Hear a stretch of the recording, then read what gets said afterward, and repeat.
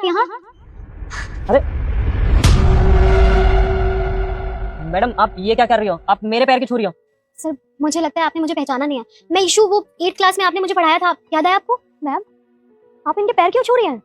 Security guard है ये और आप पैर छू रही हैं? अरे तुम रुको अभी। सर याद है आपको? मैं ईशू। हाँ आया मुझे याद। तुम तो 7th और 8th क्लास में मेरे पास ट्यूशन पढ़ा करती थी। तुम तो बहुत होनहार बच्ची हुआ करती थी और तुम तो फर्स्ट भी आती थी। तुम्हें देखकर आज बहुत खुशी हुई, अच्छा लगा। सर आपको याद है मैं आपको बोलती थी कि मैं पढ़ लिख के एक बिजनेस वुमेन बनूंगी? तो सर आज मैंने अपने ऑफिस खोल लिए हैं। ये भी मेरा ही ऑफिस है और इधर पास में मेरा दूसरा ऑफिस भी है। पर सर आप मुझे एक बात बताइए, आप तो बहुत अच्छे टीचर थे, तो ये सिक्योरिटी गार्ड की जॉब क्यों कर रहे हैं? ऐसा क्या हो गया? कुछ नहीं, बस मेरी तबीयत बहुत ज़्यादा ख़राब रहने लगी थी, तो सब लोगों ने अपने बच्चों को ट्यूशन से निकाल लिया कि कहीं उनकी भी तबीयत ख़राब ना होने लगे।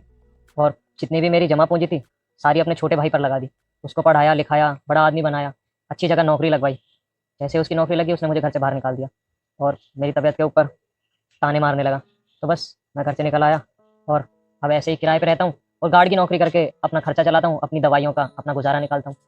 सर ये सब सुन के मुझे बहुत बुरा लगा, पर कोई बात नहीं। आप आज से ये काम नहीं करेंगे। आप मेरे ऑफिस में चलिए। आपको मैं ऑफिस में कुछ काम दूंगी, क्योंकि मैं जानती हूँ आप इतने कैपेबल हैं कि आप ऑफिस का काम कर सकते हैं। रुक जा मेरे बेटे, मैं तुझे आशीर्वाद देती हूँ कि कुछ ही दिनों में तुम एक धनवान व्यक्ति बन जाओगे और जो भी तुम्हारे मन की इच्छा है वो भी अवश्य पूरी होगी। लेकिन बेटा तुम भी मेरे सच्चे भक्त हो, तो इस भले इंसान की वीडियो को लाइक सब्सक्राइब करके जाना। तथास्तु मेरे बेटे।